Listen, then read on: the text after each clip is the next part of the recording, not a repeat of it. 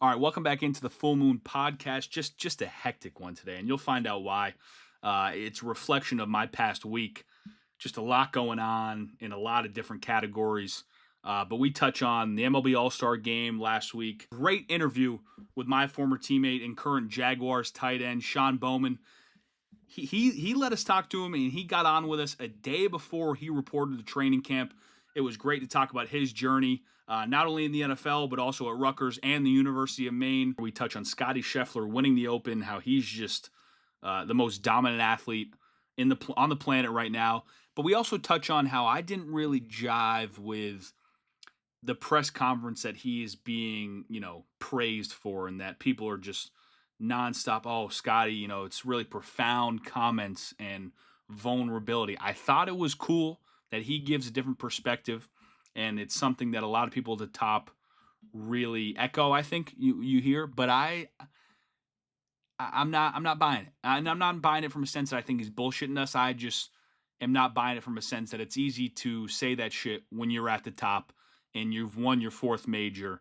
And it's easy to say it lasts for a couple minutes, because there are a lot of people who would do some pretty nasty things to just get one of those, and it would make their entire life. So I think it was an extremely ultimately privileged thing to say, from his perspective. So anyway, you can just find out. I kind of just gave you a synopsis, but you can find out there. Then we can do a little Today on X, which had some topics to talk about on Today on X. We had some topics between a CEO cheating and what's the other one we're talking about here? Oh my God, I'm already in Shane Gillis with the ESPYs. A lot of people don't understand jokes these days.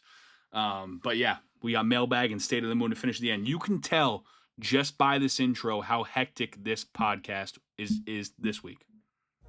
So enjoy.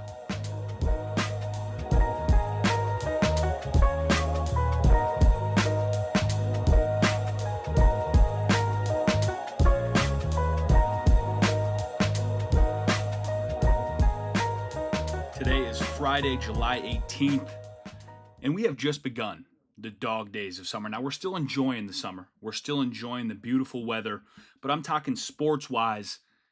Outside of the All-Star game this week, it was a zero in terms of week of sports, an absolute zero, and it's still July, so we don't mind it. We're still enjoying the summer months, but I think everyone I talked to this week, work became a little more real. The fantasy that we live in at the beginning of summer in June, early July, where nothing really matters. I mean, you're going to work, low productive month, probably the month of June. I know it's the end of a quarter there on July 1st. Yeah, corporate moon, no big deal. But I think the fantasy of summer and the pushing off responsibilities and the vacation days taken are slowly starting to dwindle down here. Reality's starting to hit, and now you're just living your everyday life in the summer heat, which again, some people like that. As a big fat guy like myself, I don't necessarily enjoy sweating my ass off, going to and from work, but I'm not complaining about the nice weather, because you only get it for 3 months, and you're 3 months if you're lucky here in Maine. So we're soaking it up, but it was nothing going on in sports this week. We had the All-Star game, which was an absolute win by the MLB. That was one of the best All-Star games I've watched, and I try to watch all the big four. The Pro Bowl's nothing now. You can't even consider the Pro Bowl an All-Star game. It's a joke. The Pro Bowl's a joke. But the MLB just nailed it. And I think part of the reason is playing baseball, it's not a sport. They play 162 games a year, man. Like, the product you see, it's very easy to mimic the, I guess you could say, intensity of, a regular season baseball game, or maybe even more important than a regular season baseball game with an All-Star game, because it's just baseball. It's not very physical. The game is the game, but they spiced it up really well. I mean, they're interviewing a pitcher on the mound for a full inning. That was outstanding. Constant live interviews with players throughout the game. The jerseys, you can't say enough about the jerseys. See, for the most part, we're going to touch on this though, but good things happen. Some good things happen. I shouldn't say all. When you have an outcry by your entire fan base that says, we want this thing to come back, you should probably listen. The jersey thing, the players wearing their own jerseys was an unbelievable touch. It looks so good. I don't know what it is. It's just satisfying to watch. It makes it even more entertaining. The aesthetic of it all. They nailed the in-game interviews. The presentation between innings was awesome. And then you come with a tie game in the ninth, and you end with a swing off, which was, I thought, a perfect way to end it, because I guess no one really wanted to watch the game just play out. It's an all-star game. No one really wants to just watch extra innings play out, and that was such a fun way to end it. They nailed it. They from top to bottom, the MLB nailed it. The NHL nailed it, which I guess some people are not even recognizing that as an all-star game. They say it's an international tournament, which is fair, but either way, the NHL figured it out. They found a way to get eyes on their product and make it entertaining, and so did the MLB on Tuesday. So hats off to them. You can only hope this challenges the NBA and it challenges the NFL to figure their shit out. And here's the thing. All-Star game, ultimate win. They gotta take that mindset they took to fix the All-Star game and fix that damn home run derby. None of this timed bullshit. Let's see the homers play out, 10 outs, go old school. And here's where us as fans, and where I hesitate when I said listen to the fans, because we honestly, as fans, and habitual complainers as fans, make our own bed. We complain about something which forces the league to react. The league reacts with some bullshit, and then we complain about the shit they reacted with. We do a lot of this to ourselves, man. We do a lot of this to ourselves, and I think moving forward as fans, we got to take a step back sometimes. Instead of, just complaining about something, maybe really think about it. What's the alternative? What can we do better? Not a lot of it's thought out, and that's the world we live in these days. A lot of complaining, not a lot of substance, and not a lot of suggestion on what to do better. It's just complaining. And I think we're all guilty of that, and we need to be better, because we make our own bed a little bit with the situations we put ourselves in as sports fans and what we bitch about. Now, the flip side, the argument to that is us complaining made this All-Star game better, which the All-Star game kind of just reverted back to some of the stuff they had already done well in terms of uniforms, things of that nature. But the swing off was great. Four Nations, obviously, we talked about it time and time again on this podcast, was great. So sometimes the complaining does work. But let's pick our spots. How about that? As fans, let's pick our spots. Let's not just complain about everything, which we're going to get to later, because today on X is going to be a good one today, because the shit I'm seeing on the internet is just ridiculous these days. But there's not much else to touch on. TJ Watt signs the extension. We're just waiting on the NFL to get going. Camps open on Saturday. We talked with Shawn Bowman, former teammate of mine who's a tight end on the Jaguars. He reports tomorrow, Saturday, July 19th, for NFL training camp. It's right here. It is right here. And I couldn't be more excited, but it's, again, we talk about the blue balls. August is the month of blue balls. And I got to watch what I say on this podcast, because I got a text from my grandfather. Jack, didn't know August was the month of blue balls. Thanks for that information. And I got to remember that I have friends and family listening to this, so I got to start to filter a little better. It's a learning process here. Can't be having grandpa text you. Didn't know August was the month of blue balls. Got to watch yourselves there. So that's why I was going to address the Conor McGregor situation on this pod. After that text, have made the executive decision not to talk about the curved horn. So that is that we're going to leave that at that. The SA, he's crazy over there. He's out of pocket. He is crashing out badly. He's been crashing out for years now, but it's starting to really spiral and really, really get to a bad point here, which is honestly sad. But God, I don't necessarily want to just get in the weeds of the NFL by myself. We're going to save that for August, because August is a month that, again, blue balls. Not a lot going on. We're going to save a lot of that NFL breakdown talk for that time of year. But for now, we had a long conversation with my former teammate, Shawn Bowman. Just a great dude, fighting to make the 53-man roster for the Jacksonville Jaguars this week. Starts Saturday, like I just said. So we might as well just kick it to Bowman. Psych. I forgot to produce the rest of the podcast. The Friday we had Shawn Bowman on because I'm a piece of shit. So here we are. Monday night, more like Tuesday morning, 1:16 a.m. Just got out of work a short while ago, came home, and now it's time to pay the piper. This is, you got to make the bed you lay in. So I had to re-listen to that monologue, that dog shit monologue, low energy dog shit monologue that I recorded Friday morning with construction going on in the background. And now it's time to pay the piper because didn't produce it, had a busy weekend, got caught up in the weekend, and here I am. Great interview with Shawn Bowman, just sitting here. So now we pay the price. 1:16 in the morning, got to get done. We pay the price. But I'm kind of glad I waited because we got to talk about Scottie Scheffler, man. Scottie Scheffler is inevitable. The best golfer on the planet right now. You could argue the best athlete on the planet right now. Sorry, not best athlete. Most dominant. Best athlete. I've seen him play some pickup hoops. You've seen those videos, but he's nowhere near the best athlete. Most dominant athlete right now on the planet. Just the way, and you can tell by the way his peers speak about him. Like some of the best players in the world giving comments after the round.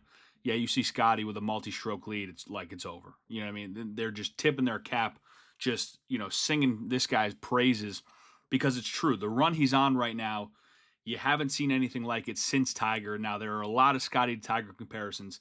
If you listen to the first prosthetic perspective with Big John, he'll tell you there will never be another Tiger. What he did was just unbelievable, and it was not only the great play and the insane stats, it was the showmanship. But Scottie, man, he's doing it his own way.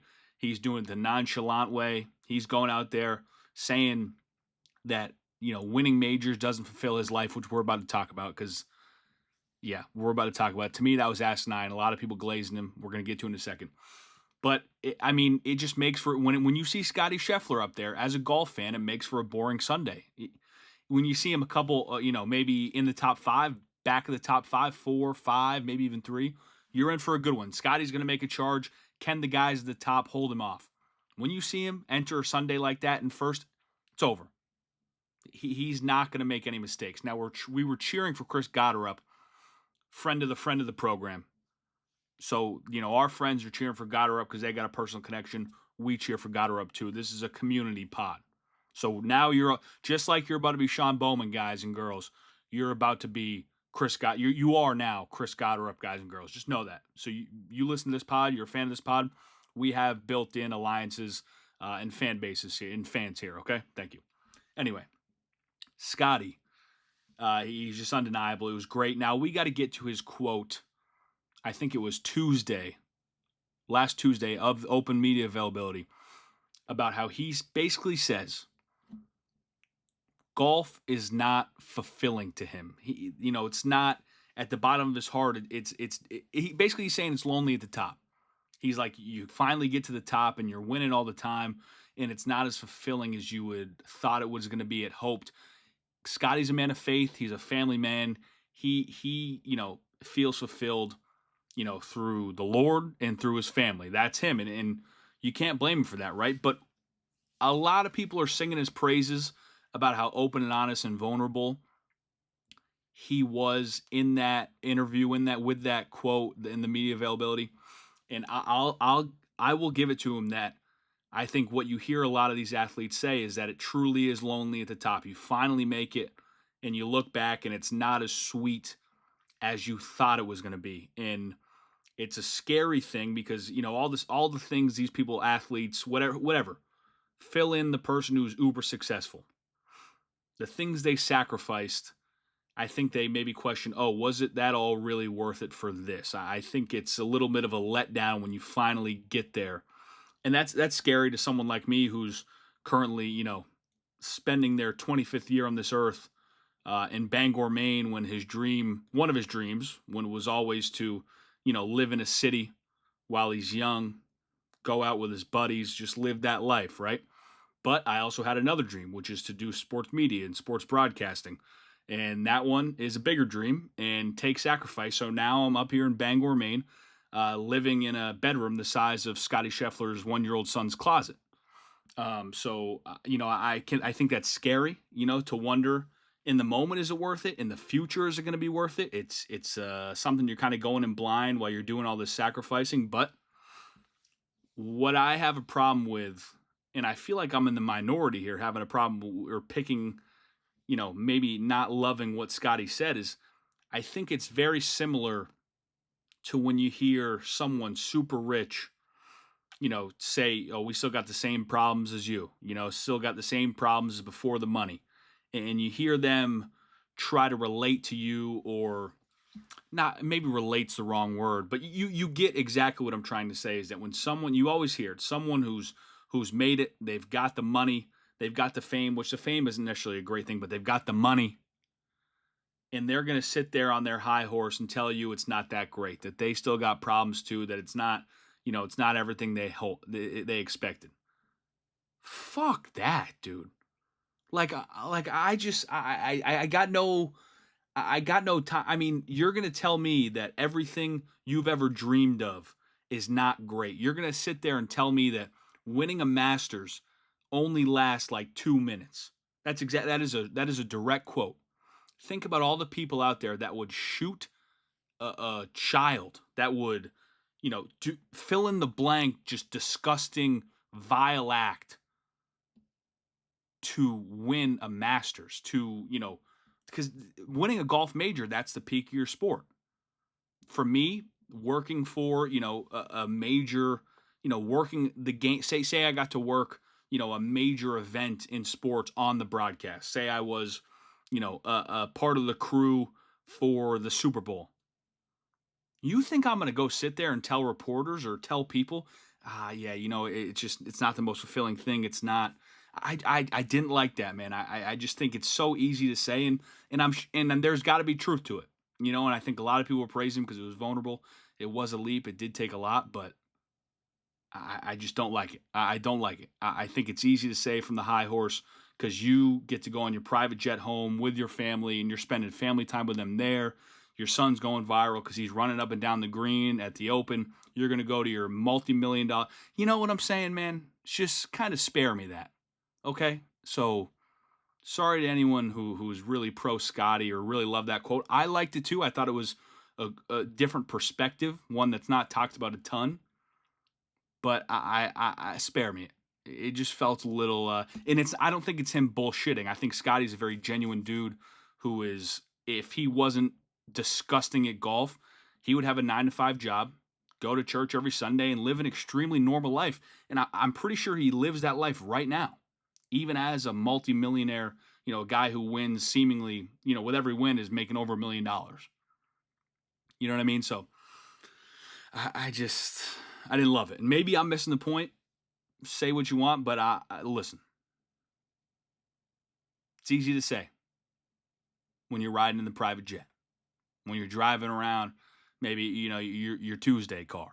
Okay, so, and then speaking of people who are not getting paid a lot of money, the WNBA, they're not happy. They had quite the All-Star weekend, just twerking on each other. Viral clips. Paige Beckers introduces or confirms the rumors of her having a girlfriend. I mean, they were wilding out. They turned Indianapolis, Indiana to Miami, Florida. And it was entertaining, man. I mean, endless content coming. And just another thing as the WNBA keeps gaining traction. And listen, man, they come out in those shirts. I think it was "Pay Us What You Owe Us" or something like that. Dude, they're right. Women's basketball, again, largely due to Caitlin Clark. We'll point that out to give credit where credit is due. And the conversation that surrounded her, it's at an all-time high. And it's, if you could have bought women's basketball WNBA stock, a couple years ago, it would have been a crypto that's gone big. That you've missed out on it, man. And all these people talking about the $40 million loss, and they want to clown for that. I think that is that's a little internet taboo, man. I don't think that is truly the case anymore. I think it's skyrocketing. You got Caitlin Clark balling out, which she's carrying a lot. Don't get me wrong. But I think they are severely underpaid, and you're going to see that when their next TV contract hits. You've seen the value of WA franchises skyrocket, and they're just getting a slim slice of that pie, and that's what they're fighting for. They want a bigger slice of whatever available pie there is. So I think they have every right to protest, and I think they should be paid more due to how uh, the growth of the sport. More people get into it, more people watching it. It's on television screens, it's on social media. It's growing. People are talking about it, and I think they're due.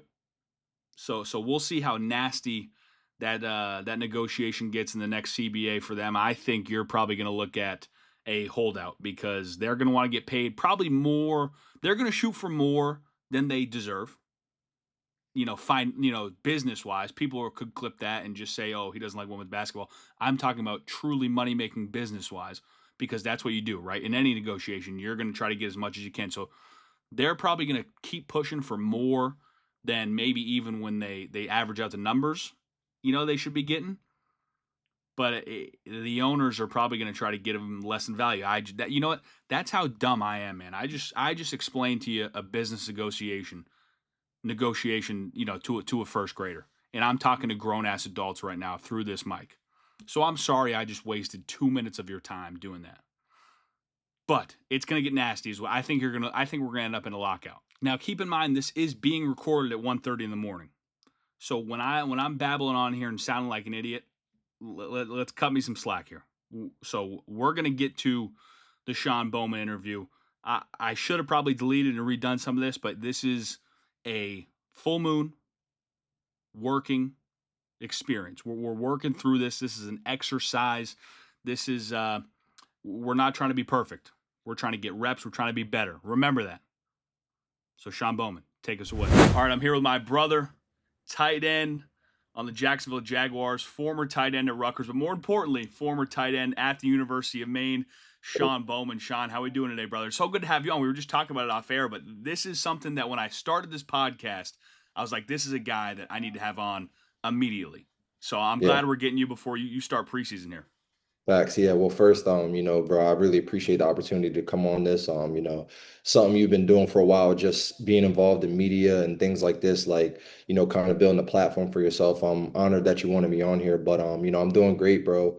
Like you said, preseason's right around the corner, training camp. I'm feeling great, ready to, make that leap in year two and, go earn a spot on the 53-man roster. So I'm feeling really good going into camp. Bro, that's so awesome. You report Saturday, right? Yeah, yep. Tomorrow. We're, Yeah, I we're, record Saturday. It's the early training camp portion because since I was on practice squad last year, I'm considered a first year player. So that's going to be just an opportunity for me to get in there early. It really, I just look at it as extra reps. And then the rest of the team will report on Tuesday, I believe, and then from there we'll be rolling officially. But yeah, so it's just all it is just stealing extra reps, really. Let's go, man. We're getting SB on a day before he reports, man. This is unbelievable. So I really want to start, from the main days, right? I mean, I want to talk about your success and finding early success at the University of Maine. When you came on, I think you broke out really sophomore year. I Mhm. mean, your first game really starting right was when I was at Sacred Heart coming up to play you guys, and you guys just shoved it up our ass, right? But no, I mean, but can you just talk about, when you a guy with your size and your frame, right? And it's obvious now, right? But sometimes when guys like you slip to Maine, it's under recruiting, right? And it's great for us here at the University of Maine for a Black Bear alum. You love to see guys come in and take advantage of their opportunity and take a step up. But when did you realize that sophomore year that you could really ball with these guys in the CAA? Yeah, I think it first started in that my true freshman year when I redshirted and our defense that year, the Black Bear 2018 defense was historically one of the best defense in Black Bear history, but also like one of the best in FCS. Getting a chance to go against guys like Kayon, Chuck Mitchell, and then in the back end, Manny Patterson, and just such a seasoned team like having success there let me know that okay, I could play. And then we transitioned to spring ball, and I got an opportunity to just start getting a bunch of reps. Ferg was the quarterback at the time, developing a rapport with him, and it kind of just carried all the way through training camp into that first game, bro. And I it's so crazy to see how far I come from them because you know I was playing early on, and I thought I kind of knew what it took to be like a great starter, and I had some success that year, don't get me wrong, but like there was still just so many things looking back on that I could have, done better, and just kind of understood more about the kind of how the game of college football was played. But, to have that opportunity to play so early on, I mean, it's experience is the best skill. You know what I mean? Like it really propelled me even to where I'm at now of understanding the responsibilities of being a starter, being tight end one. It really just showed me that throughout the course of the season, you got to find something that works for you and be able to, maintain that level of play every single week. So, I was truly grateful for that opportunity and all the guys on the team that, were behind me and, making sure that I was in position to do what I needed to do. Yeah, I mean, it's unreal. Then all of a sudden you explode years after. I mean, I Mhm. think one year we gave you 100 targets. You know what I mean? Just peppering you with the ball on third down. There came a point in time where I think everybody in the stands, everybody in the field knew that we were going to be looking for 18. And what was that like? Not only just being TE1, but being a major part of an offense and realizing that okay, these guys are dependent on me. That on third down, second down, I need to run a crisp route here and be ready for the ball. Dang, no, I just got chills thinking about that. But no, I think like, it's obviously it comes through the preparation and I learned that later on. Like because we had that COVID year, so that was kind of a weird year, but like the 2021 year season was when like a lot of things changed for me.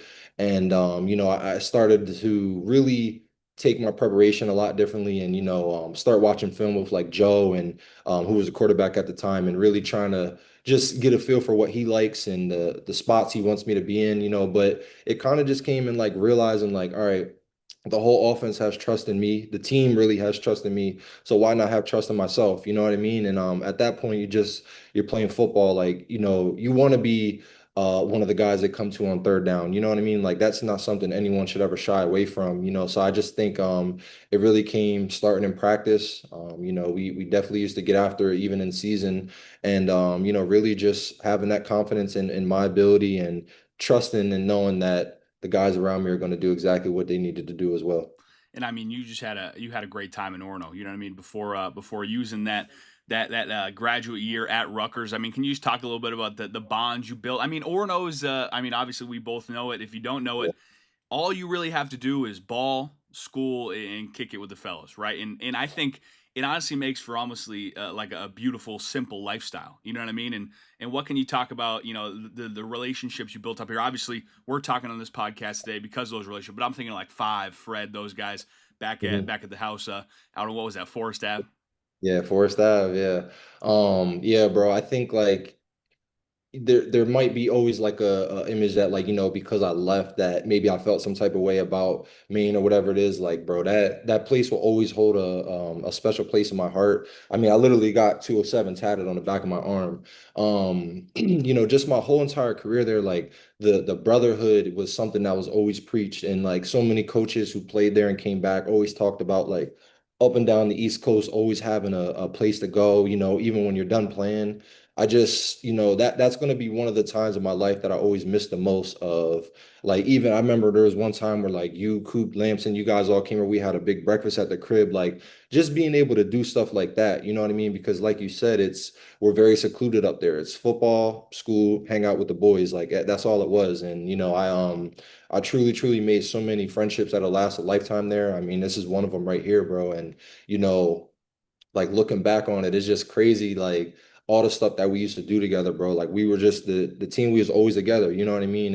That's the way it is up there. So I just I'm truly truly appreciative of the school, of the town. Like it's some place that I'm always gonna have to go back to and visit. And bro, I can't say enough great things about Orono. The school, everything because it really it honestly just changed my life, bro. Like and it gave me a place to lock in and get me kind of to the point where I'm at now. And that started with a lot of the friendships and relationships I built there as well. So, I'm just truly, truly grateful. Yeah, absolutely, man. And I think I feel like it set you up well to make that jump to Rutgers, right? And obviously, when you make that decision, it's a business decision, right? Obviously, as a person, we were sad to lose you in the locker room. We were sad to lose you as a player. But I think really that Rutgers season, it forced you to change your game a little bit, and not necessarily you knew the pass catching was there, right? But can you talk about first that decision, to ultimately make the jump to Big Ten ball instead of staying that final? I think what was that, either your fifth or sixth year to stay at Maine. Mhm. Yeah, so honestly, it really started like in that summer, like a lot we had to work in the summers, bro. I mean, you know how it was for us up there, and I think that's something that often gets overlooked throughout the course of a year is like, we got summer workouts, but guys are working 40 hours a week just to be able to like, pay rent and have, food to eat and things like that. And I just kind of found myself in a spot like thinking like a year from now, I'm going to be in the NFL, right? And I want to be able to put everything towards that and be able to, just focus strictly on football because, working was taking a toll on me. And I get it. That's, part of college athletics across the country. But, you know, it really came down to understanding like, all right, what do scouts want to see? They want to see if you can do it on the biggest stage possible. And I ultimately decided to transfer and Rutgers was a school that I decided to go to. And, it from a statistical standpoint, going from Maine being tight end one and being so heavily involved in the pass game, that was one of the biggest transitions I've had, and biggest moments of adversity I've had kind of experienced in my football career. But I mean, it honestly that changed my life as well because it really showed me the appreciation for the game in a new light. I mean, you talk about in practice at Maine, getting the ball thrown to me like 20 times, like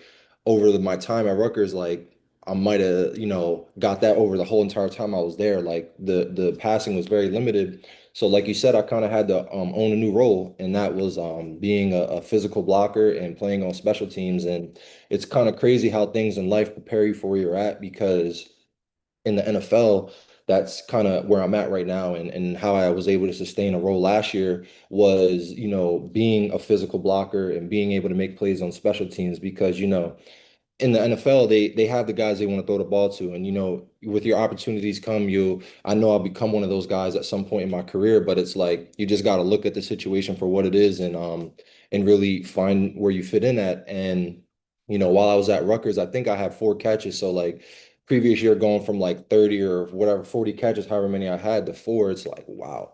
You know what I mean? Like, but like I said, I just found a new appreciation for the game and I was like, you know what? This is my last college football season. I'm gonna enjoy it. I mean, Big Ten, bro, that Big Ten, like running out in some of them stadiums and even Rutgers Stadium, it was absolutely like mind blowing to realize that I was from Delaware and now I'm playing in freaking Iowa at one of the craziest stadiums, in college football. So it just that decision to go there was such a hard decision to make, but it was like you said, a business move and I believe it paid off for me because it definitely propelled me into what I'm going through in the NFL now. But I also have that experience from Maine of knowing what it's like to be a T1 as well. So I just have so many different areas of my life that I can pull from that are helping me so much right now. So it was 100% a necessary move. Yeah, absolutely. And is that something scouts talk to you about? That okay, we knew you could catch the ball from your tape at Maine. Is that something that they like when you were going through the draft process and talking to people? Is that something they like to see? Is those run blocking reps at Rutgers?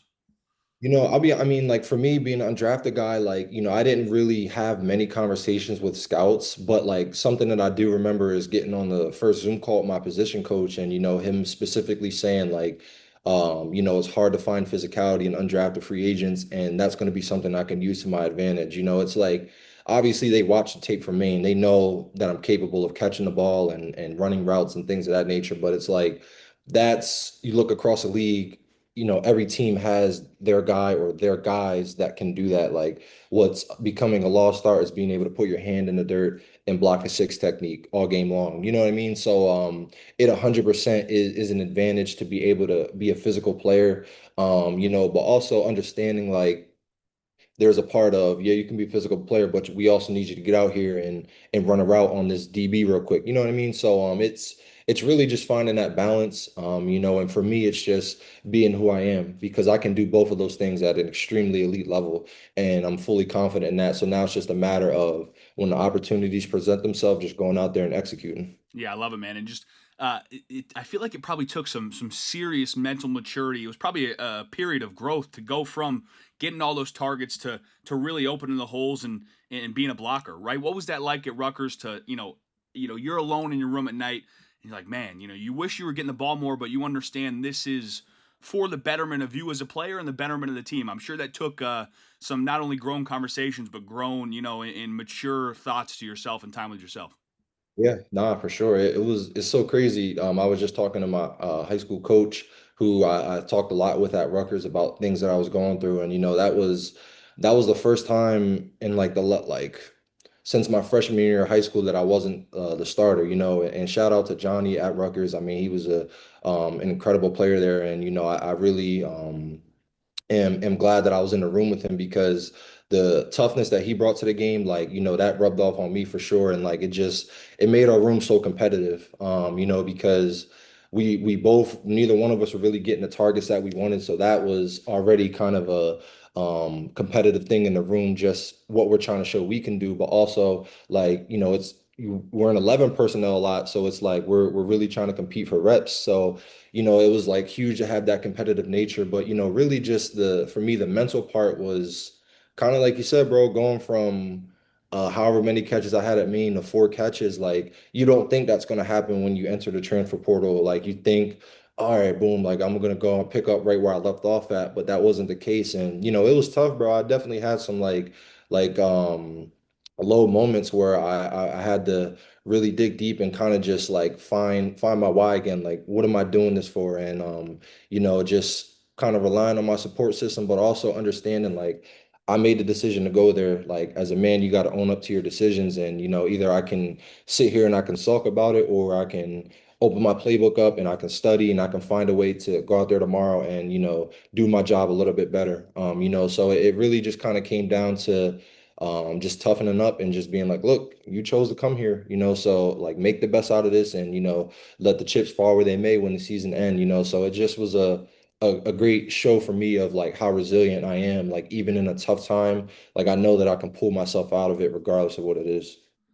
Yeah, and I think it's that mindset that brought you exactly where you are here today. And actually, before we jump to the NFL and the Jags, I want to talk about your experience in transfer portal because I mean it's a hot topic, right? Transfer portal, NIL, the hot buzzwords of college football. But you were a guy who, you go in late, but then you really built up some offers, built up some momentum because when a premier talent like that from the FCS, enters the transfer portal and essentially says, I want to move up, right? They're a hot commodity, right? So what was that experience like for you? And you committed pretty quick. I know because it was a summer, I'm sure you Yeah, wanted to make that decision as fast as possible. It was probably a crazy week for you. bro, it was nuts. Like, so I entered the portal on like a Tuesday afternoon, like on my lunch break at the paint shop. And like I don't think I cleared until that Wednesday morning. Like, as soon as my name cleared, and there's people I don't even know, like some guy on Twitter like posted my picture and was like, Shawn Bowman entered the portal. I'm like, I didn't even know I was in officially, and my Twitter started going crazy. My phone started ringing crazy, bro. It was like that was that first day when I was in the portal was like one of the wildest ever. Like, phone numbers from all over the place calling me, texting me, and it honestly was really overwhelming. I was like sitting in Forest Ave, just like on the phone all day, walking around.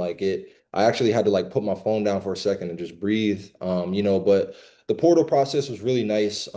Just the visits. Like, I mean, I only took a visit to Rutgers, and they do an extremely good job of like, making you feel like royalty when you're there. And it was really honestly kind of a resemblance of what it was like when we were there. I mean, they took really, really good care of us while I was at Rutgers as a player. But, going from obviously, the facilities that we have at Maine, and just I don't want to say the disadvantage because it's low key an advantage, kind of, understanding that we got to fight a little bit harder while we're up there. But like, from being there for 5 years and like kind of struggling for so long up there, like to kind of see what it's like on the other side, and how I feel every college athlete should be treated, but it's just, a matter of money and things. But like, it was really amazing to go and just kind of see the first, having a facility of your own that's kind of dedicated to football, having meals right in your facility, all the recovery modalities that you're at your disposal. I mean, because football is such a violent game, but it was cool. Like, it was really cool to kind of feel wanted, to feel like I guess you're important, whatever it may be. But the reason I committed so fast was because, like you said, it was in the middle of the summer.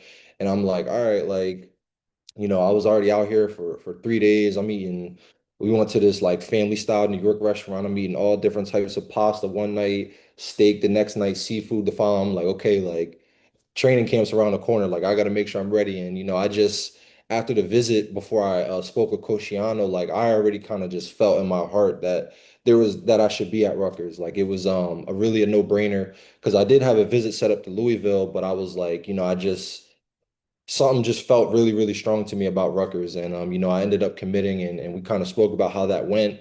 But the portal was pretty cool. It was definitely one of those things like I'm glad that I got to see what it was like instead of always wondering what it would have been like. You know what I mean? I think it was something like a really good experience that I'll be able to help someone down the line, whether it's a future kid of mine, a future player, because I want to be a coach, like because I got a chance to understand what it was like. And this was obviously before NIL really was crazy. I mean, now the transfer portal's like it's such a easy thing to do now. But it was a great experience, and I'm definitely glad that I did experience it. Yeah, absolutely. And before we get to the Jags again, you talking about Coach Shiano, I mean, he wine and dined you, but he's an intense dude, right? You hear the stories, you see him on the sideline. What was Yeah, it like playing for him? Did it just feel like there was a constant state of urgency under him? Because he's a crazy dude. yeah. Nah, GS, Coach Shiano, he's a super, super intense coach. And speaking of former players, apparently or like simmered down version of him, which is kind of crazy to believe. But Coach Shiano, like really, really like wants the best out of us, and he's going to coach us like to the best of his ability as hard as he can.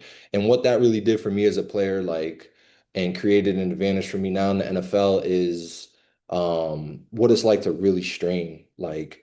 And Matt Mulligan at Maine, he really taught me a lot about that, and how much it shows that you're still fighting all the way through the whistle. But like at Rutgers, like that's a part of the culture, like that's the way that you play football. And just also too, like I was the personal protector on the punt team, and that is like second in command, like from under the quarterback, so I really had a lot of time with him messing something up, and he's ripping me on the field, being in the meeting rooms with him. Like it's just he's an outstanding coach because he's going to coach you hard. He's going to definitely break you down, but he'll build you back up in the same light. You know what I mean? And he just was a really, really good guy for my career. I'm so appreciative of him. And like I said, it was hard while I was there at Rutgers, but like it's meant to be. You know what I mean? Like training camp there was one of the hardest things I've ever done in my life. But now I can look at training camp and be like, I survived training camp at Rutgers, like I'll be good. You know what I'm saying? I can handle it.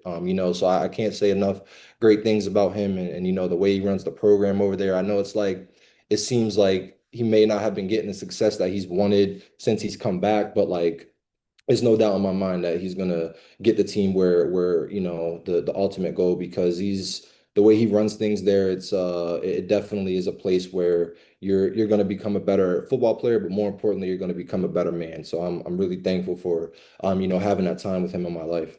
And I think too, you understand why Shiano gets grouped in with some of that upper echelon of coaching where you're talking about the personal protector on the punt team being just under the quarterback in terms of kind of command. And so I mean that just tells you all you need to know, right? And then that Rutgers camp, you go through it, you survive it, you thrive in it because obviously you're here where you are right now with the Jags.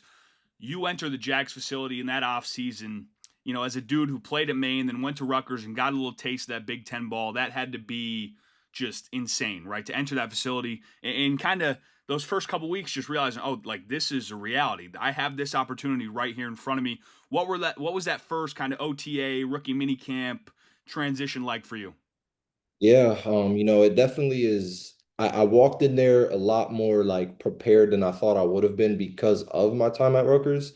And what I mean by that is they had every single like recovery modality at Rutgers that the Jaguars had or that we have at the facility. So I kind of understood like I know how to take care of my body. I know how to like really prepare like in game week because the way we did things at Rutgers was super super down like specific on how we prepared. So I walked in there like understanding somewhat what it's like to be a pro. But you still walk in there and you see that NFL shield all over the place. You see it on your clothes, and then you walk around. And it took me a minute to find my locker when I first got there. And then I looked up and I'm like, dang, like my name is really in this NFL locker room. Like I have a code to get into an NFL facility, so that was really cool. But once you get on the field, I don't want to say the little starstruck feeling you have just disappears, but you realize like, all right, it's time to go. Like, this is my job now.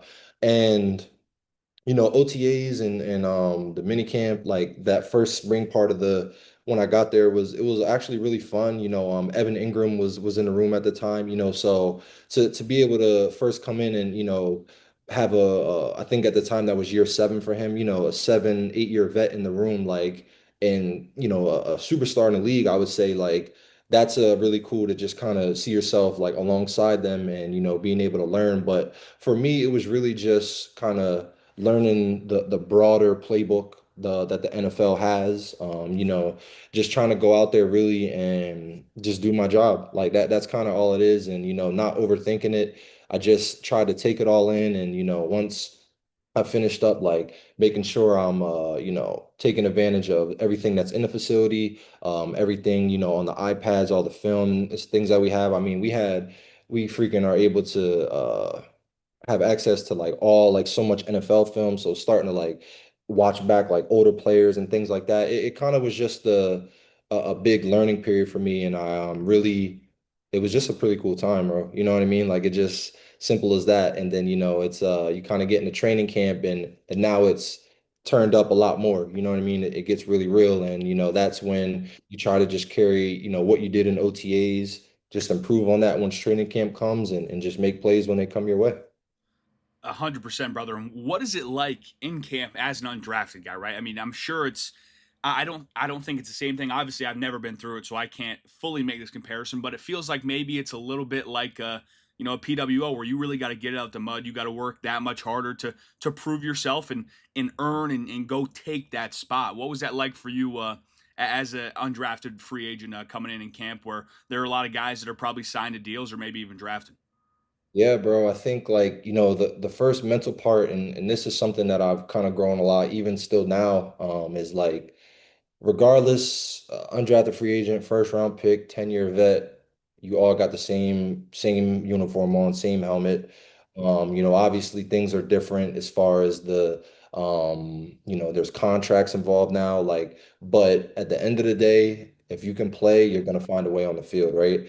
If you can line up and you can do your job and you can and do it at an elite level, there's going to be a place for you. And I think um, the mental shit that I've had now that I didn't have last year is like I don't look at myself as a just an undrafted free agent. Like I'm an NFL player. You know what I mean? And it's simple as that, because once you start getting caught up in that, you'll start the comparison game. You'll start to be like, oh well, this guy's drafted, but I'm doing the same thing he's doing. Like you can't do that, right? You know what I mean? You gotta run your own race, and you just got to go out there, and every single day you got to go prove yourself. But most importantly, you just got to go out there and just enjoy where you're at. Like, it's the NFL, obviously not for long. We hear that all the time. Like, so you never know when your last snap's going to be, when your last game's going to be. Like, you just got to go out there and just leave it on the field every day.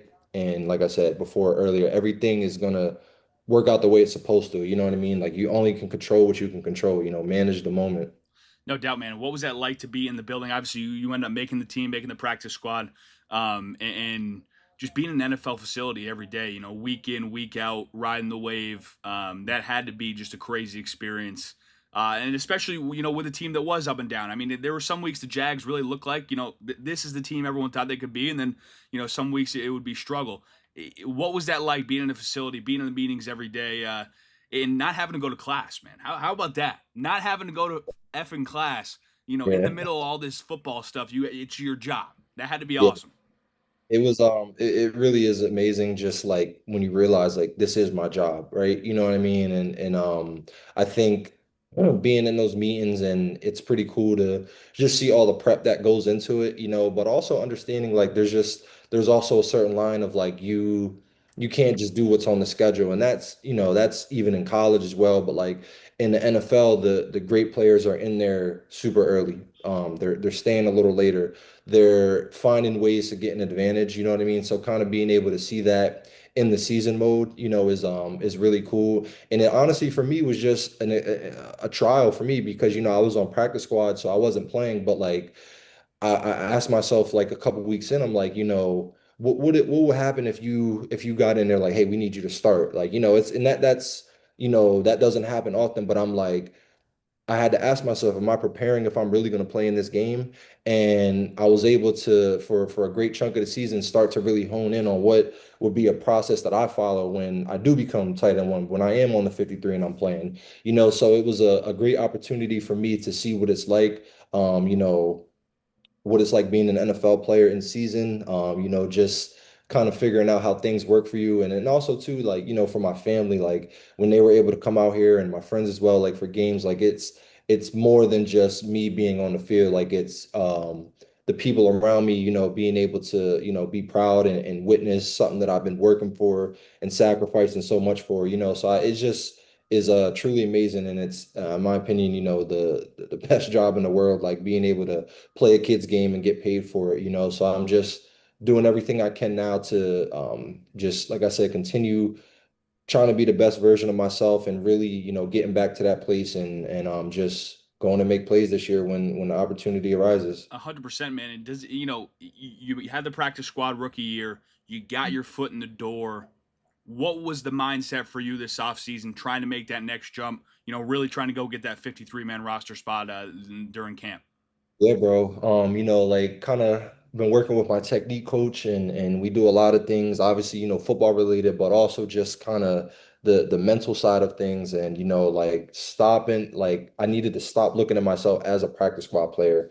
And I was doing that because it's like, how can I still look at myself like that, but I'm trying to achieve something that's so major and specific, like, and really starting to figure out what my goal is and align everything in my life towards that. You know what I mean? And it's at times it's tough because you miss out on, things with family, things with friends, but it's like for me right now, what's the most important thing to me is achieving my goal of making the 53-man roster and becoming a tight end one. Like, so everything has to align towards that. And that's kind of the biggest difference that I've had just really in even these last couple months towards the end of OTAs. I was just in my head so much about expectations that I had and I just like really realized like I just need to just keep it simple. You know what I mean? Like what's my goal? When I get out of here, what do I need to do to keep, just knocking away at that goal? And, I think that's really what's going to propel me into achieving it is aligning everything outside of it. I think the biggest thing that I learned was like, you got to be a pro in every area of your life. You know what I mean? I can't just be a pro in the building then come home and the house is all jacked up and I don't have my things organized. Like everything I need to give my whole entire life, the just kind of start treating it like I'm already where I want to be because I am. You know what I mean? It's a matter of time and a matter of execution. So just really the understanding like I'm gonna be a pro in every area of my life. And I think that's really gonna be a big piece in getting me to, where I want to get to. Love that, man. And you get a new coach, the Maine connection too, Liam Cohen. I think we just missed him, right? In 2018, he was gone, right? He left in 2017. Yeah. But I'm sure you guys in your conversation have a chance to connect on that. And first off, when the whole Duval thing, I mean, that had to be hilarious, right? Yeah. Did that all, it's almost like an icebreaker, right? Like he's got an embarrassing moment in front of the entire sports world that Yeah. ESPN's dragging for a week, but that maybe even did it make him a little more personable, like that, he's kind of he's already kind of broken the ice. He's had a corny moment, now he's vulnerable. You know what I mean? Definitely. I mean, first the it's always cool like kind of seeing where the football world how it works. It's such a small world. Like he was the offensive coordinator of the like staff that was recruiting the 2018 class and um he asked me if I knew the name Brian Pacucci, who was, I think he was with him in Tampa. But I mean, when I was on my visit, that was literally who was like in the room, like recruiting me. You know what I mean? So just kind of seeing how things come full circle and, the opportunity to be on the team with, who was a coach at a school that I played at, it's really cool. And to also speak about the Duval thing, like, yeah, that definitely was funny, and he's corrected it since then. But I think one of the biggest things about Coach Cohen is that, like, he is it's a really renewed energy. He's a lot more interactive, and just trying to, like, really just open up and build these relationships with everybody.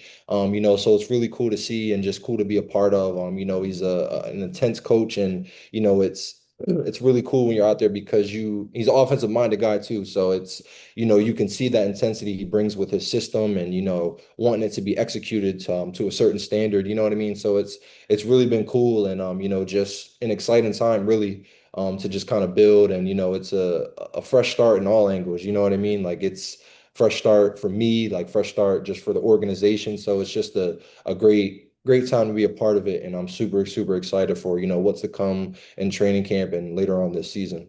What's a day in training camp like? Is it morning practice, afternoon meetings? Maybe what time you usually get out? Because I always try to. All I have in my mind is college training camp, where it's from 6 a.m. to 9 p.m. You know what I mean? Is Yeah. is it like that in the NFL, or they get you out a little earlier? Yeah, so they get you out a little earlier. I mean, it was so last year, if I can't fully remember last year's schedule, I've peeped a few of the days to come on our schedule, but I'm really thinking what it is for us is going to be, and I'm kind of already an early guy anyway, so I'll probably be in the building by like between 6 and 6:30, getting my lift before practice. We're gonna have a special teams meeting probably in between. Then we're gonna go out practice. Those would be anywhere from an hour and a half to 2 hours. Then you'll have your post practice. I mean, well, it's not mandatory post practice, but I always work on something after practice. Then that's kind of like your recovery and lunchtime, afternoon meetings, walkthrough, and then that'll really be it. You know what I mean? So it's definitely a little bit shorter towards the end of the day. It's the same early morning start. But yeah, those college ones, bro, wasn't no joke. Like, I mean, I remember us walking out of the locker room getting our hop snack at like 9 o'clock at night. You know what I mean? Getting a calzone. So it's definitely a little bit better to have some more time in the evening. But all that really is just more time for you to do your own study and your own preparation for the next day. So it's still kind of that, 6 to 9 grind, but it's just not all scheduled time. You know what I mean? So that's all it really is. But we'll be in that phase of training camp where we start forgetting the days of the week pretty soon, and the start's far away and the finish is far away, and you're kind of right in the middle of it. But that's what football's all about. You know what I mean? Training camp's gotta be hard because the season's got to be easier. You know what I mean? So it's definitely going to be a great training camp. I know that for sure. I got a couple more questions for you, more as a fan perspective. First off, Mhm. what's it like to drive in that facility every day? I mean, the parking lot's got to be nuts. It's got to be Yeah. nuts. Nah, it's definitely cool. Some guys got some. One of the most popular things in there is like the big pickup trucks. I mean, I'm talking about souped Really? up, yeah, like pickup trucks all over the place. There's Rolls Royce in there. I think Josh has that. I seen a Lamb truck in there, some Porsches, Unreal. lots of super super nice cars. You feel me? But I'll be rolling in there feeling good because I'm like, my car in there got the Delaware license tag on it. You know what I mean? That's a big deal to me because I think that coming from Delaware, there's already not a lot of guys that made it to the NFL. So that's something that I take a lot of pride in pulling up into the locker, or excuse me, the parking lot. But I think the biggest thing for me is just like when I type my keypad in and it opens up gates to the facility, like I'm like, I never lose sight of that. You know what I mean? Because it's like we said earlier, the NFL is not for long. You know what I mean? So I just try to find appreciation in the little moments, like my code works to get into the building. You know what I mean? So that's something that I take a lot of pride in, and park the car and go get to work. Which is so cool, man. I think it's something that I'm sure that Dre's talked to us both about that. I mean, he said every day he would drive in the Meadowlands when he was with the Giants. Like, you don't take it for granted, right? I mean, it's that surreal moment. And obviously, it's your job, but it's cool. You can take a step back for half a second and be like, this is sick. You know what I mean? This is unreal. And I'm a Trevor Lawrence believer. You know what I Yes, mean? 100%. What makes him so good, and why do you keep believing as a guy who catches passes from him and sees what he how the way he goes about his business on a daily basis? I think like first part is like Trevor is he's always taking care of his body, always doing something. Like he gets banged up. He's a big quarterback, so it's like, he he goes through a lot through the course of a season, and but never wavers at all. I mean, he looked to me, he's one of the quarterbacks all are binder guys. So I mean, you carry around every day the whole entire playbook. I mean, and he's got his highlighter out, taking notes every time when we're in the meetings, like just being a student of the game and, even taking things to another level when we're watching tape as a unit, like talking about little things on these versus this coverage, how we're going to do this. Like, I think the preparation that he puts in, whether it's game week, whether it's week two of OTAs, like it never wavers. You know what I mean? He's 100% um has what it takes to be an elite quarterback. And there's no doubt like everyone on the team and the organization believes that, you know what I mean? So it's just and also too just the person that he is,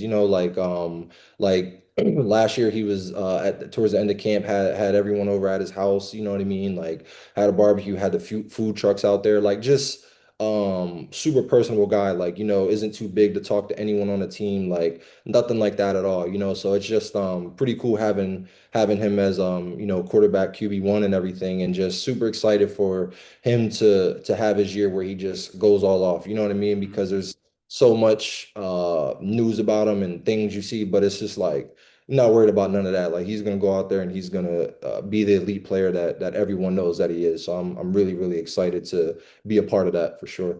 What was it like watching Brian Thomas Jr. morph into a superstar wide, not superstar, but star wide receiver, right? On his way to superstardom. You know what I mean? Absolutely on his way to superstardom. And could you just see confidence grow with every week that he just consistently was snapping?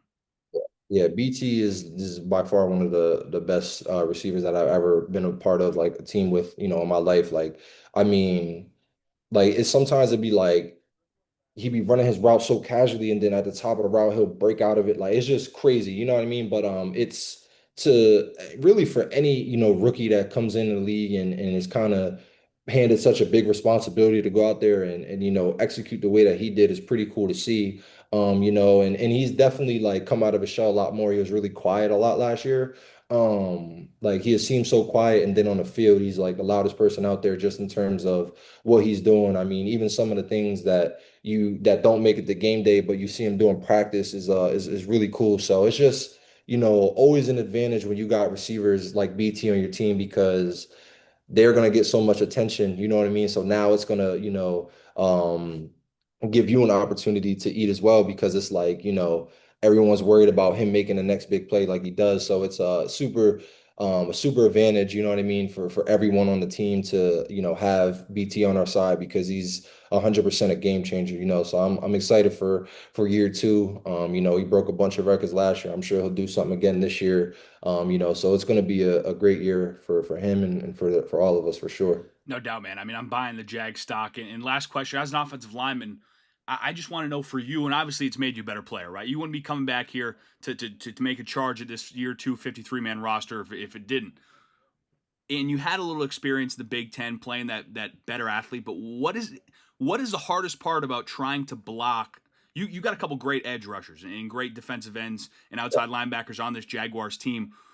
Is it the athleticism? Is that you can't go, you can't sell out either way, inside, outside? Like, what is the hardest part about trying to block these freaks in nature? Um, I think, yeah, nah, that's a crazy question. That's facts though, because Josh and Trey, I mean, those are You know what I two. mean? But it's first, it's always just coming off the ball with a little something to you. You know what I mean? Mm-hmm. Like that's the first part of blocking is you got to run out the ball, you got to gain ground. But what I realized is you can't just try to just use your mass versus mass because it's like you're not gonna just bully them. It really comes down to your hands and what you're doing with them, hand placement and body position. And fortunately in the NFL we do so much different types of run schemes, and it kind of allows you to keep them off balance. Sometimes they're in a six technique, sometimes they're in a nine technique, so it's understanding of, what the running backs and landmark is, where is he looking to cut up, where is this play designed to hit? And it kind of just comes down to like, all right, like if I have a six technique and we're running inside zone, I know I got to get my hat in that C gap, right? It's a battle for that C gap a lot of the times when they're in a six technique.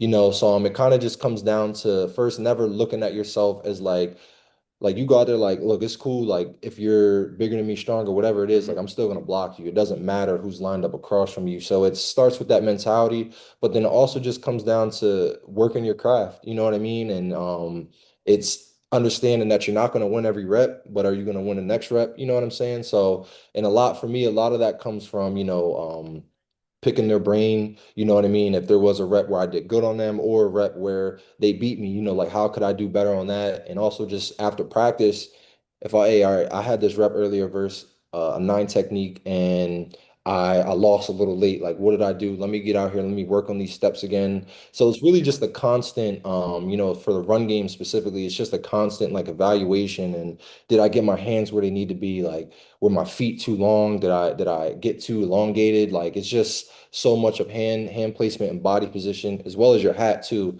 So it really is a full like game within the game when you're trying to block these freak of nature DNs for sure. No doubt, man. And last question, is that when you realize, like you talk about that, the whole starstruck thing when you first get in the building, when you hang with them maybe for a period, you know what I mean? And you're like, oh, I'm holding my own out here and I'm having success, right? Is that when that goes away and you're like, and you're talking about recognizing yourself? I'm not a practice squad player. I'm an NFL Yes. player, and building that up and building that confidence. Is that one of those moments where you really make strides when you're out there and you have a successful rep against a six take, and you're like, oh, I do this.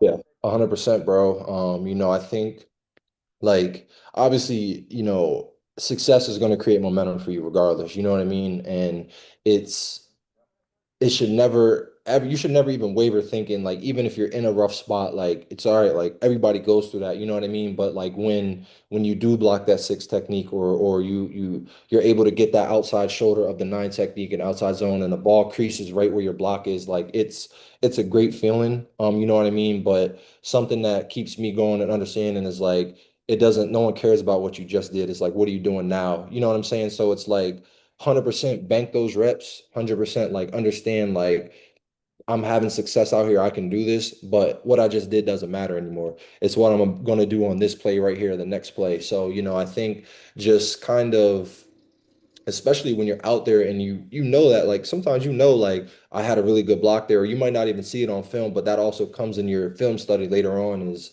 finding what you did really good, and then you can kind of celebrate your wins a little bit more in private. But when you're out there, it's like you can't lose focus, right? Because you could go out there, you could have two great blocks in a row, and it's only period five, team one.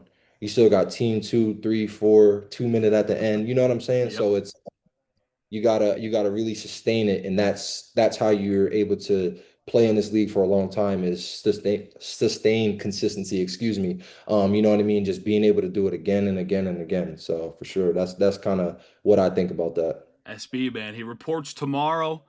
You're the man for coming on, dude. Thanks for doing this. So close to showtime, man. And I mean, we're all gonna be rooting for you. Keep your eye on Jags camp this week, everybody. I mean, not this week, this next month. Mhm. We got a guy in the fight. So SB, we're proud of you, man. And we're always rooting for you. So best of luck, brother. Yes, sir. Appreciate you, bro. And just again, like really, really just proud of where you come as well. You know what I mean? Being on your podcast, like just keep going as well for you, bro. I know it's gonna take off and kind of like we talked about off air, like we're both gonna get to where we want to be. It's just a matter of time and execution, bro. So I appreciate you, Jack. You're the man, bro. Hey, we're scheduling you now. Once you make the 53, we're gonna get a little midseason check-in. That's a lock. About that. Appreciate you, brother. So, bro. Thanks, Bowman, again for coming on, man. I just feel so lucky to have a couple friends and former teammates who have made it to the league. Not one of them has switched up, man. I texted him on Thursday and said, hey, man, yeah, I didn't know. See, to be fair, I didn't know camp opened on Saturday. I thought it was next week, or I thought it was this current week. But I didn't realize practice squad guys are going to go with the rookies. So I texted him on Thursday, hey, bro, could you maybe get on? We could record an interview before camp. He goes, yeah, I report Saturday. I go, oh shit, do you have any time tomorrow? He goes, yeah, absolutely, I'll make some time. Making time. He reports to camp the next day. He's making time for a former teammate for his little podcast. It was just awesome. Thank you, Shawn, for coming on. Great to talk to you. And now we're all Shawn Bowman guys. You don't have to be a Jaguars fan. You are a Shawn Bowman number 49 on the Jags fan. From now on, that's how this goes. We're going to get to Today on X because we're going to redo it. I recorded it on Friday. I don't need a Shane Gillis Saturday Night Live. Did you hear what he said on an old podcast type of situation. So this is what we're going to say about Shane Gillis, actually, his ESPYs monologue. And this is what I'll say. All jokes are nowadays are opportunities for people to be offended. Keep that in mind. All jokes are now in 2025 are opportunities for people to be offended because nobody can laugh at themselves anymore. Everyone just wants, feed me my opinion, feed me my opinion, feed me what I like. Feed me what I like. Oh, I think this way, let me go watch this news channel. I think this way, let me go watch this news channel. Let me go consume this content. And the algorithms don't help, man. The algorithms do not help because they just keep pushing that content. And so Shane Gillis gets up there and roasts everybody. Everybody. No one was safe. Right, left, whatever you want. No one was safe. He's a comedian doing his thing. ESPN and Disney brought him in to shake it up and be funny, tell jokes. And people are online complaining, talking about this is offensive, this isn't right. He's a comedian, man. It's okay to laugh at a good joke. It's pissing me off, dude. Society, the way of the world these days is so dumb. Like, if you're a liberal and you want to, hear some funny jokes about, Republicans, you're going to go watch a late night show with Stephen Colbert, which just got canned, or, fill in your late night house. If you're a Republican MAGA guy and you want to hear, liberals get roasted, you're going to tune into fill in the blank, something on Gutfeld, right? You know what I mean? People just can't laugh at themselves, man. Like, I'm sure last night when, someone who is, a right-wing guy is listening and laughing at some of the jokes, and then he makes a joke about Trump Epstein, his butthole might have got a little tight, man. Nobody can laugh at themselves, and it fucking pisses me off, man. All jokes are an opportunity for someone to be offended, because I thought it wasn't his best. It wasn't Shane Gillis' best, but I thought it was solid. I chuckled. A lot of people who get it and people who don't take themselves or life too serious thought it was probably funny. But then you got people out there who next day, oh, that was messed up. That was, this is disgusting. It's unacceptable. Just take a deep breath, man, and understand it's a joke. It's not personal. A lot of these jokes could be made about a lot of different things. All jokes are in 2025 are an opportunity for someone to be offended, and I'm sick of it. Let's move on before I dig myself into a hole here. And then you got the CEO. Slow dancing at a Coldplay concert, man, and he gets caught up. Life ruined like that. Life ruined like that. That is also 2025. That if you get caught cheating at a Coldplay concert, the internet will have your entire life story out there for everybody to see within an hour, maybe even within minutes. Because you see the video leak and you refresh a couple times, someone out there has got his whole LinkedIn, has got his whole family situation, her whole family situation, her whole LinkedIn, and the internet wants parts. People forget this.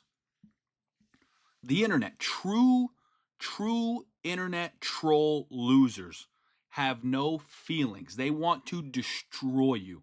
The internet does not hold back. Because he puts in a statement, which is one of the craziest things I've ever seen. The statement the CEO puts out is something about like, I feel awful for my family. I'm disgusted. I'm ashamed. Blah, blah. But then he threw in like, I think he threw a shot at the Coldplay singer. Like, this type of thing shouldn't be aired out, in public at a concert, and that he basically said that he didn't give their consent to be up on the video board like that. Dude, what are you bro? You're having an affair on the railing. Like he wasn't just in the crowd. He was having an affair like in an open area. I don't think it was a suite, but it was somewhere where there was room to maneuver. You're asking to get picked off, buddy. You're not blended in anywhere. You're doing that out in the open. And you got to remember, the internet is full of just troll losers, and they will destroy you. They will destroy you, and they don't care. The internet is a bull in a china shop. It doesn't care what's in its path. It's going straight forward to kill the dude wearing the red. That's what it's doing. And anything that gets a little collateral damage, they don't care. They're destroying. Even the lady who was laughing next to him, the internet finds that lady and finds out that she's an employee, also an employee of that company, and was like promoted by those tours. They'll destroy you. They don't care. All these internet people who are really deep in the weeds, they got nothing better to do. And he learns the hard way. And let it be a lesson to everybody out there. I hope you don't have to learn the hard way. So I'm going to play the rest of Mailbag and State of the Moon after this. State of the Moon, again, we got to be better. I mean, I'm sick of saying it. Coaching myself. I'm sick of saying I got to be better. Work has been nuts. Just can't be making excuses. I just made an excuse. Can't be making excuses. I'm going to put that to the butt right now. Enjoy the rest of the pod. Sorry for the hectic one today. All right, State of the Moon, wrapping up here. Sorry, Mailbag first. Drew Zabarth asks, Drew Zabarth out of Cheshire, Connecticut, ask, death row meal. Now, my problem is my death row meal would look like the goddamn Great Wall buffet.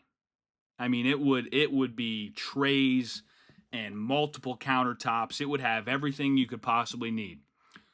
So to shorten this, maybe another time, if people want, I'll give you the full death row meal. But just to shorten it, I'll pick one item for each category. For appetizer, I'm going to have the bacon cheese fries from Wells Steakhouse. Now, if you've never been to Wells Steakhouse, next time you come to Southern Maine, you have to go to Wells Steakhouse, because Wells Steakhouse is one of the special places in America that's a nice, very good, very quality steakhouse, but doesn't try too hard. Doesn't try to be anything it's not. It just gives you whatever you need, flat out plain. It hits the spot. They don't try to do too much. Their cheese fries, great fries. A good solid crunchy fry too. And not crunchy in the sense that it's hard. It's that like initial bite, you get a little, but then it's soft the rest of the way. That's the perfect fry. With just a bed of cheddar cheese. It might be cheddar, I don't know. I think it might be one of those mixed cheeses, but it's the solid cheese. It's not the liquid stuff. It's the solid cheese they bake on, and then they sprinkle the bacon all around it, and that's it. That's all it is. And it comes in this big tray, and it's perfect. I get it every time. Monk mode or not, we're getting the cheese fries when you go to the Wells Steakhouse. For the main course, see, this is where I really struggle. Narrowing down one option here. And again, a lot to choose from. You're going to judge me whichever way you stand. I think I'm probably going like death row. Guys, I'm going just fat cheeseburgers, multiple, loaded, raw onion, pickle, ketchup, mayo, mustard, lettuce, just double patties on each of them, probably getting 4 to 5, maybe more, and just going to town. And I need a YouTube video on too. And I'm just mucking cheese fries and burgers, man. Just old-fashioned American fat guy just doing it. And judge me if you want. You probably want, some nice steak, maybe a chicken parm, maybe some other shit, man. I'm going burger. Simple as that. Gun to my head, death row meal. Oh, you can only choose one. I'm going with the fat burger. And I'm thinking like a Five Guys style burger, but made nicer. Not as greasy, you know what I mean? But like Five Guys burgers hits, man. Just a little nicer, a little more well put together, maybe a little better quality meat. But that's it. That's all. For the dessert, and again, it's so hard. I'm going black raspberry chocolate chip ice cream. Now, not just black raspberry ice cream. It has to have the chocolate chips in it. Black raspberry chocolate chip, which is sometimes rare to find. You got to go to a local spot. They don't sell that nationally. That's not a corporate flavor. It should be, but it's not a corporate flavor. So it typically comes in a frozen yogurt too. It's rare. It's extremely rare for it to ever be the plain ice cream.